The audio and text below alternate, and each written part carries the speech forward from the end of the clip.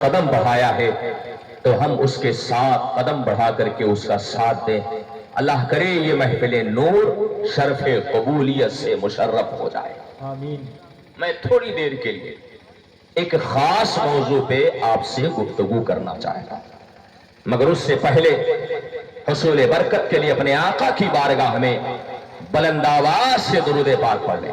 اللہم صلی علی سیدنا مولانا محمد بارک سلم صلاۃ و سلام علیک یا رسول اللہ صلی اللہ علیہ وسلم۔ یہ ہمارے حضرت کے والد صاحب ہیں، آپ سبھی حضرات جانتے ہیں نا ان کو۔ ابھی کھانا کھانے گئے تھے ان کے گھر پہ، تو انہوں نے کہا کہ ساری خواہشیں پوری ہو چکی ہیں، بس ایک خواہش ہے کہ جہاں جلسہ ہو رہا ہے وہاں پر ہمارے رسول اللہ کا ایک گھر بن جائے۔ آپ سب کی بھی یہ خواہش ہے نا؟ آپ سب کی یہ آرزو ہے نا کہ یہاں پر اللہ کے رسول کا گھر بن جائے؟ اللہ کے رسول کے گھر سے مراد جہاں ہم سجدہ کرتے ہیں وہ ہمارے خدا کا گھر ہوتا ہے، اور جہاں پر ہم قرآن پڑھاتے ہیں وہ ہمارے مصطفیٰ کا گھر ہوا ہے۔ آپ سبھی حضرات نے خدا کا گھر بہت اچھا بنا لیا، اب اسے سجدوں سے آباد رکھنا یہ ہماری آنے والی نسلوں کا کام ہے۔ جس طرح سے خدا کا گھر آپ نے اسے سجا لیا، سنوار لیا، اسی طرح سے آپ کوشش کریں کہ آپ اس سال یہاں بیٹھ کر کے کھلے آسمان کے نیچے بزم مصطفیٰ سجائے ہیں، آنے والے سالوں میں یہاں دارالعلوم کی حسین بلڈنگ میں اس طرح کی محفل آراستہ کی جائے۔ اللہ سے دعا کرے رب کریم ان علماء کی زبانوں میں اثر پیدا فرمائے، اور جس طرح سے اللہ کے گھر کو روشن کیا گیا ہے اسی طرح سے رسول اللہ کا گھر بھی روشن ہو جائے۔ حضرات میں تھوڑی دیر کے لیے آپ سے عرض کروں، اللہ نے ہمیں انسان بنا کے پیدا کیا، یہ رب کا سب سے بڑا احسان ہے۔ اللہ چاہتا تو ہمیں جانور بھی بنا سکتا، ان اللہ علی کل شیء قدیر، اللہ تو ہر چیز پر قادر ہے۔ اللہ چاہتا تو ہمیں جمادات میں پیدا کرتا، اللہ چاہتا تو ہمیں نباتات میں پیدا کرتا، اللہ چاہتا تو ہمیں اینٹ اور پتھر کی شکل میں پیدا کرتا، مگر یہ میرے رب کا احسان ہے کہ اس نے ہمیں انسان بنا کے پیدا کیا۔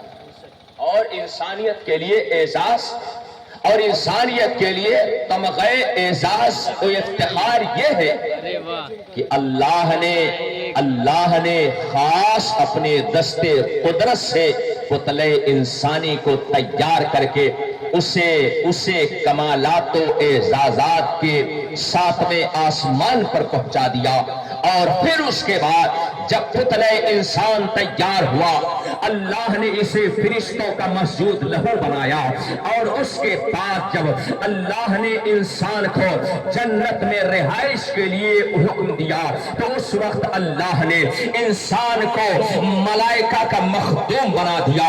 حضرات آپ ذرا غور تو کریں، اللہ کے دستے قدرت سے ہمیں ہماری تخلیق کا ہونا اور مسجود ملائکہ بننا، مخدوم ملائکہ بننا، اور اس کے بعد طرح طرح کے کمالات سے سرفراز ہونا۔ آپ ذرا دیکھیں تو صحیح، قرآن ہمارا کہتا ہے انسان وہ دنیا کے واحد مخلوق ہے جس کو اللہ نے جس کے سر پر عزت و کرامت کا تاج رکھا ہے۔ قرآن کے الفاظ ملاحظہ ہو، قرآن فرماتا ہے لقد کرمنا بنی آدم، ہم نے انسانوں کو کرامت و شرافت سے سرفراز کیا ہے۔ حضرات کائنات میں بہت سارے جمال و کمال والی مخلوقات ہیں، مگر انسان ہی وہ واحد مخلوق ہے جسے اللہ جل شانہ نے خاص اپنے دستے قدرت سے بنایا۔ جب بنانے والا اتنا حسن و جمال ہے تو ظاہر سی بات ہے بننے والی مخلوق، بننے والے انسان کے حسن و جمال کا کوئی جواب نہیں ہو سکتا ہے۔ اسی لیے اللہ ارشاد فرماتا ہے لقد خلقنا الانسان فی احسن تقویم، ہم نے انسان کو سب سے بہترین شکل اور صورت میں پیدا کیا۔ بہت خوب، سبحان اللہ۔ آپ کو اللہ نے یہ اعزازات و کمالات عطا کیے ہیں، ہم اگر اس بات پر تا حیات اللہ کا شکر ادا کریں تو شکر الہی کا حق نہیں ادا کر سکتے۔ اللہ نے ہمیں انسان بنایا ہے، مگر سوال یہ ہے کہ کہ انسان کو اللہ نے اتنی کرامتیں عطا کی ہیں، تو انسان اور دیگر مخلوقات میں فرق کیا ہے؟